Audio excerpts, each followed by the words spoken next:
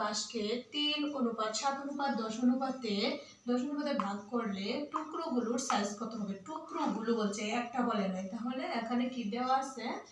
দেওয়া আছে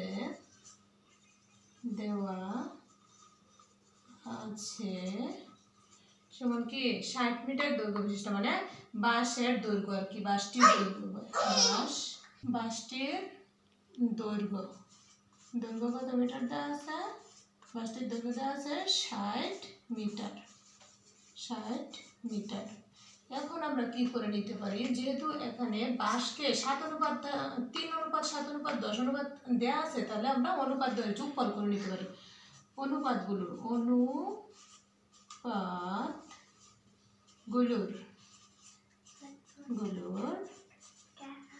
যোগফল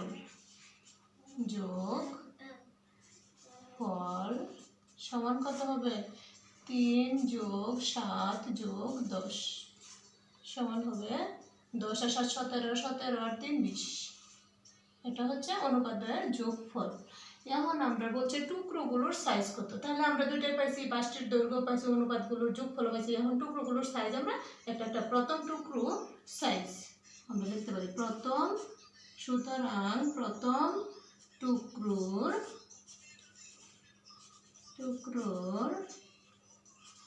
সাইজ সমান, প্রথম টুকরো সাইজ যেহেতু বাঁশটির দৈর্ঘ্য 60 মিটার, তাহলে 60 পূরণ কত, এখানে কত পাইছি? অনুপাতের যোগফল পাইছি 20 ভাগের সাইজ হচ্ছে প্রথমটা বের করব 3, এত অংশ। তাহলে এখন আমরা ভাগ করে নিতে পারি। এই শূন্য কাটা, 3 দুগুণে 6 সমান 3 3 9। প্রথমটা হচ্ছে 9। পরে সুতরাং আমরা দ্বিতীয় অংশটা বের করে দেব। দ্বিতীয়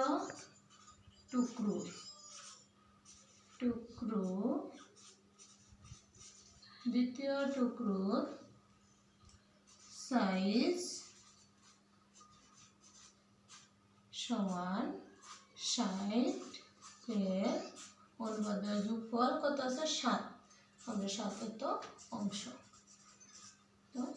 অংশ সমান এই 0 টাকাটা 3 3 7 21। দৈর্ঘ্য যেহেতু আছে আমরা এখানে মিটার লিখতে পারি। মিটার।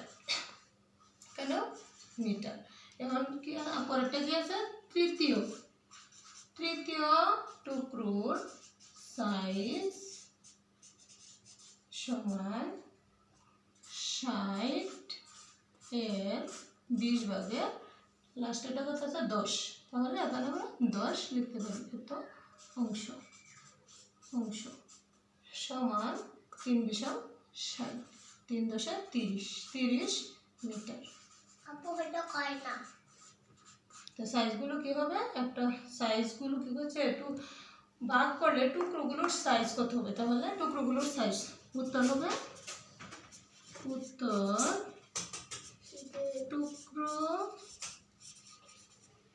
টুকরোগুলোর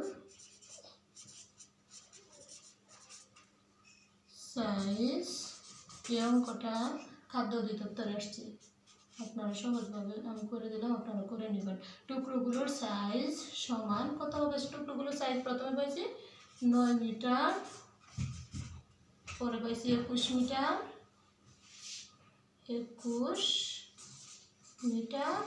আর কি পাইছি 30 মিটার।